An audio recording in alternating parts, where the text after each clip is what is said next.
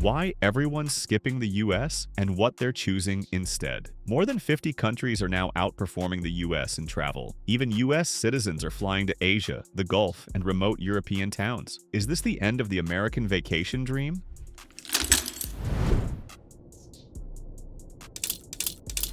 From American dream to empty hotels, what went wrong? For decades, the United States was the crown jewel of global tourism. In 2019 alone, more than 79 million international travelers poured into the country, spending billions on hotels, flights, and Broadway tickets. But in 2025, that shine has started to fade. According to industry projections, the U.S. could lose between $12.5 and $29 billion in visitor spending this year alone. The warning signs are everywhere. Las Vegas, often called the barometer of U.S. tourism, saw a 7.3% drop in visitors during the first half of 2025. June was especially brutal, an 11% decline, the steepest fall in years. For a city built on conventions, entertainment, and 24/7 tourism, that's not just a blip, it's a red flag. So what's driving this collapse? It starts with the money. In April, the U.S. quietly introduced a new $250 tourist visa integrity fee, while also raising Estee and I-94 charges. For a family of four, those costs stack up before they even step on a plane. Add to that stricter border checks, longer wait times, and heightened security rules, and the once easy land of opportunity trip feels more like a bureaucratic headache. Geopolitics adds fuel to the fire. Trade disputes, stricter border enforcement, and shifting alliances have soured America's image in parts of Europe and Canada. For the first time in decades, tourists are openly choosing to spend their money elsewhere, on destinations that feel more welcoming, affordable, and stable. The story is clear. The U.S. tourism machine, once unstoppable, is stalling.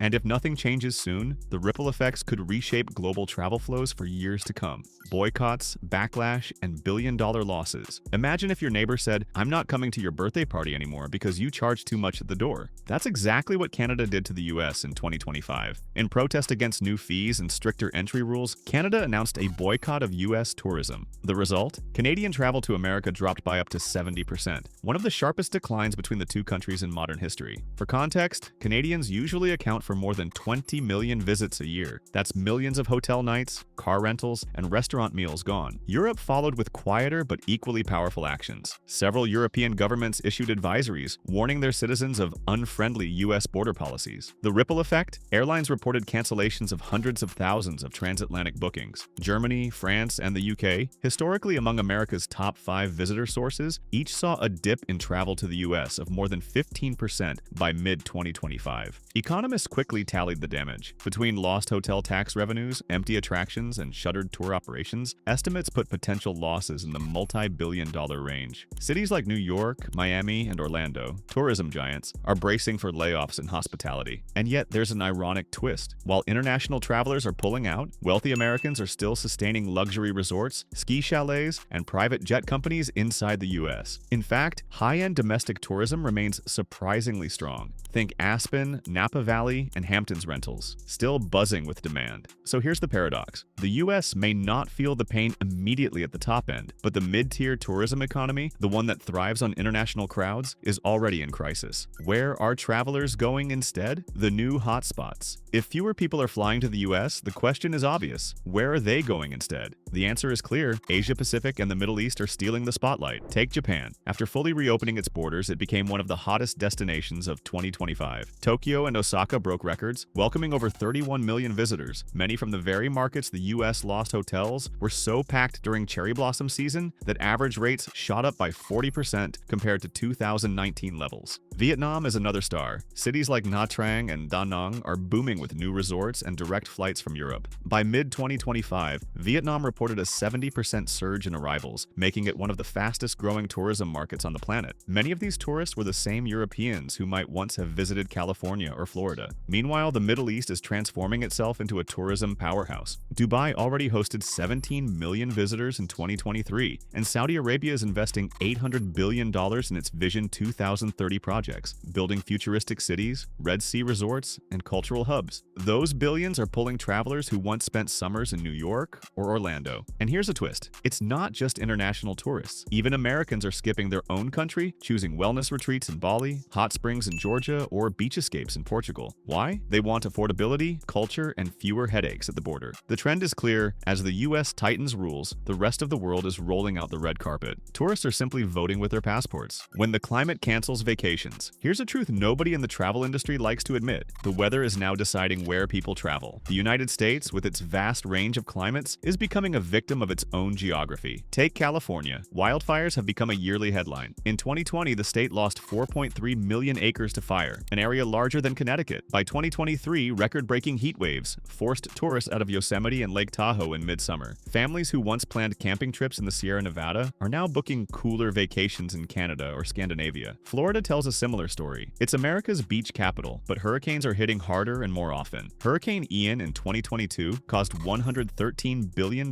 in damages, and storms since then have made visitors wary. Hotels in Miami reported cancellations of up to 30% during peak storm warnings in 2024. By 2025, travel insurers even raised premiums for Florida vacations, making that family trip pricier than ever. And then there's the ski industry. Resorts in Colorado and Utah are facing shorter seasons. Average snowpack in the Rockies has dropped nearly 20% in the last 40 years. For winter tourists, that means less powder, higher lift ticket prices, and the disappointment of arriving to bare slopes. Many are skipping US ski towns for Switzerland, Austria, or even Japan, where snowfall is still reliable. So while politics and visas matter, climate may be the silent deal breaker. Tourists don't want to risk their once-a-year holiday being smoked out, washed out, or melted away. And with more extreme weather on the horizon, US destinations may struggle to convince visitors it's worth the gamble. Tourists are changing, and so is the industry travel. In 2026 doesn't look like it did even 5 years ago. People are no longer chasing just the sights. Instead, they're chasing wellness, safety, and peace of mind. Look at wellness tourism. Back in 2017, it was a niche market. By 2022, it exploded into a $494 billion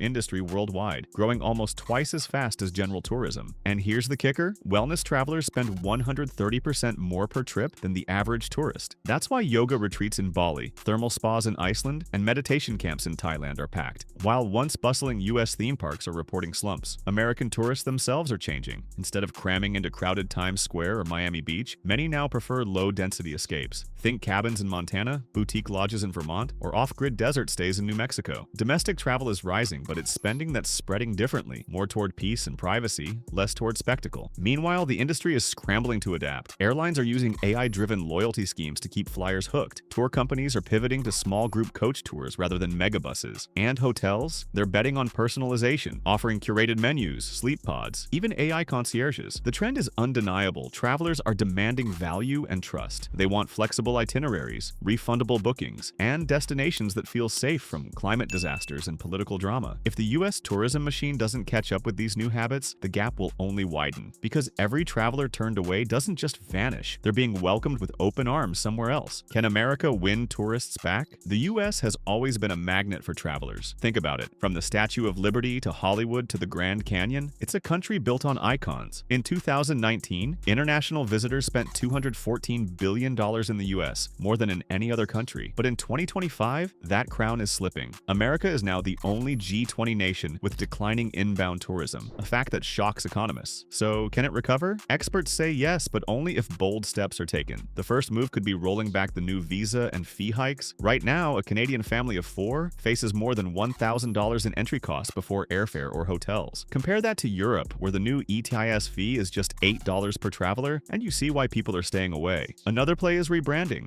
Big events may help. The US is hosting the 2026 FIFA World Cup, expected to draw millions of fans worldwide. If handled well, it could showcase America as open, exciting, and worth the trip. Done poorly, it could highlight long waits at airports and high costs. There's also the need to embrace sustainable and wellness tourism. Destinations like Costa Rica and Iceland are winning because they align with what travelers want: eco-friendly stays, health, and authenticity. Imagine if US national parks received the same global promotion as Dubai's futuristic resorts or Bali's yoga retreats. The clock is ticking. Every year of decline cements habits. Once tourists discover Tokyo or Portugal, they may not return to Orlando. For America to win back travelers, it must prove it's not only a land of opportunity, but also a land of welcome. If this video opened your eyes, hit that like button, subscribe for more global travel insights, and don't miss what's next. Click the video on screen to discover the fastest growing destinations of 2026. Your next trip might just be life-changing.